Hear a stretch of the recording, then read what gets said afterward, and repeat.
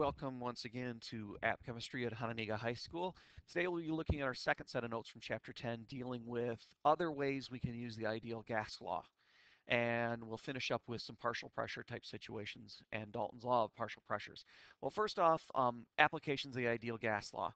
Well, what you need to understand is the ideal gas law, which contains a bunch of variables, well, those variables are related sometimes through other equations, so we can do some substitutions to derive different forms of the ideal gas law. One expression that's particularly useful for this is the molar mass expression. And this is an equation that's on the AP constant sheet, and it's one that, as simple as it is, students often struggle with this. So if I tell you what the mass and the number of moles of a sample is, and I say, well, what's the molar mass? Many students look at you and think this is going to be some complicated calculation and really struggle with this idea. And I think one of the reasons you struggle with something that is really a fairly basic idea, because I mean, if you think about it, molar mass is grams per mole. So that would mean get grams, get moles. You would divide and get molar mass. Well, why do students miss it? I think it's because we so often deal with mass and moles through dimensional analysis. And you miss the relationship that really dimensional analysis is another method for solving, and that's that there's an inherent equation related to dimensional analysis situations dealing with conversions of mass and moles and vice versa.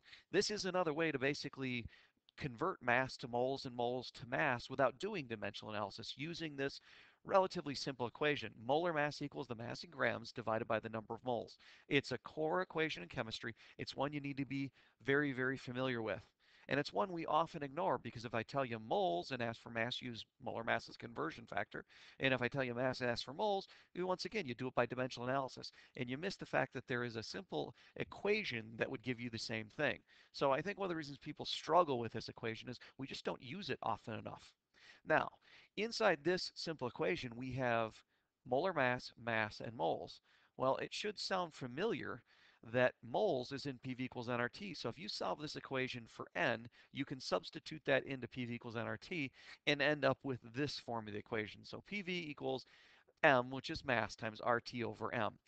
And big M in this case is going to be the molar mass. Now, this is not an expression we're ever going to use. This is actually just the first step in a manipulation here. Because if you really think about it, all we really did was gave you an equation where you now don't have to use a molar mass conversion to get moles to plug in.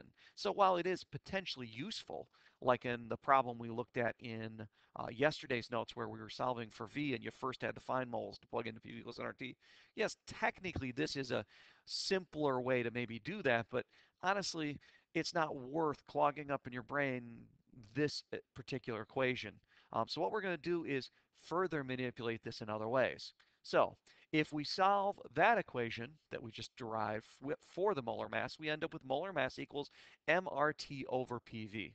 Now in this particular form, it is a little bit more useful because if you're given the mass of a gas and its temperature, pressure, and volume, you could actually determine what the molar mass is of the gas.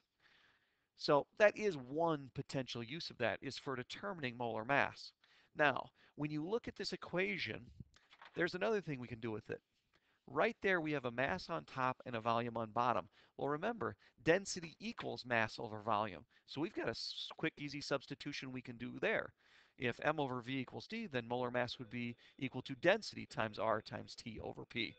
And this is a form of the equation that's a little bit more useful. Now all you really have to know is the density of a gas and its temperature and pressure, and you can determine the molar mass of the gas. So these are a couple of substituted expressions and forms of the ideal gas law that may be handy in certain types of situations. Now in this particular case, if we solve for the density, we would get this. These two equations are really two different forms of the exact same thing, so you don't really have to know both. But if you wanted molar mass, you'd use the top equation, and you could simply substitute or solve that equation for D if you really needed to. But these two allow us to calculate molar masses given the density, or calculate the density given the molar mass. So these are just different forms of the ideal gas law. Now, another thing, and this is something I hinted at in the last set of notes, is gas stoichiometry, and this really comes from Avogadro's law. You can use ideal gas law to calculate the number of moles, and then you can use traditional stoichiometry to do calculations. But in many situations, if we're given the volume of a gas, since by Avogadro's law, and I showed you this yesterday in notes, the volume ratio is equal to the mole ratio. If you've got an equation that is, a 1, 2, 3 balanced equation, well, 1 mole of this would make 2 moles of that. 1 mole of this would make 3 moles of that. Well, if these are gases at STP, or I should say gases at constant temperature and pressure, this is also the liter ratio. For every 1 liter of this that decomposes, you would get 2 liters of this and 3 liters of the second product. So you can use PV equals nRT to get to moles and then use traditional stoichiometry to get to moles and then convert back. Or you could take a huge shortcut here and just use mole ratio as a volume ratio and go straight from liters of one thing to liters of another under situations where you have a constant temperature and pressure. So that is an application of Avogadro's law where you're not just using the equation, you're doing stoichiometry with volumes. Next section 10.6 gets into Dalton's law of partial pressure and its various applications. Now, first of all, Dalton's law says that the total pressure of a mixture of gases equals the sum of the pressures that each gas would exert if present alone. So basically, the total pressure equals the sum of the partial pressures, because that's what we call a pressure exerted by one gas in a mixture. So CO2 and oxygen mixed in a container, well, oxygen is going to contribute to the total pressure, and carbon dioxide is going to contribute to the total pressure. And they each contribute individually. So if you know the partial pressure of the oxygen and you know the partial pressure of the carbon dioxide, you can determine the partial pressure of the whole.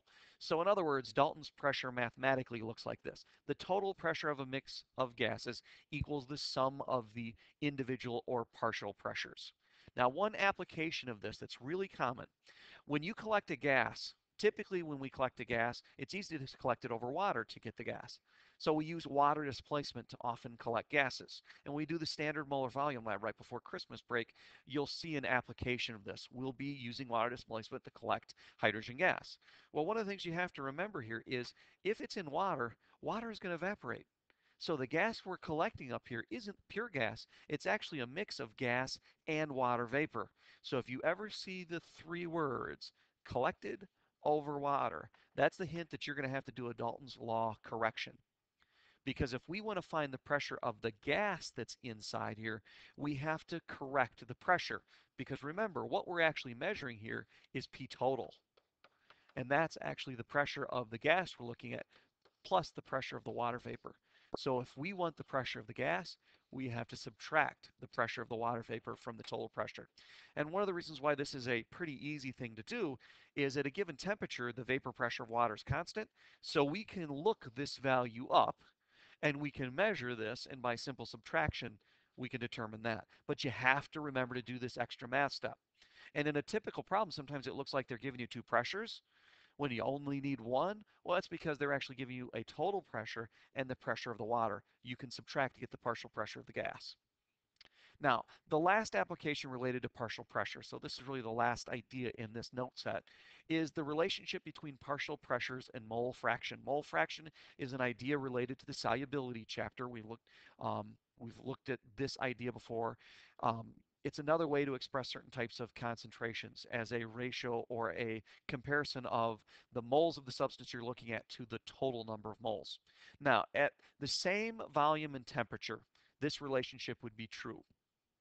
What we really have here is PV equals nRT for an initial condition and for a total condition. So we have a mixture of gases and we're looking at the pressure and number of moles of one of the gases, and we're comparing that to the pressure and number of moles of another gas. So remember, if we have PV equals nRT, so we're looking at just this top thing, if we divide this side and the other side by the exact same thing, and what we really have done here, since P is going to equal nRT over V, we've divided both sides by the same thing. We've maintained the equality. So that's really all we've done here. But we've now come up with a ratio where these things are going to cancel. And that would mean that P1 over P total has to equal N1 over N total. Now, there's actually another easy way to do this. If you go back to what we were looking at before, remember how PV equals nRT if you solve it for R? You can derive all kinds of different equations that we haven't even talked about. Well, it's right there. And if we were looking at initial conditions versus total conditions,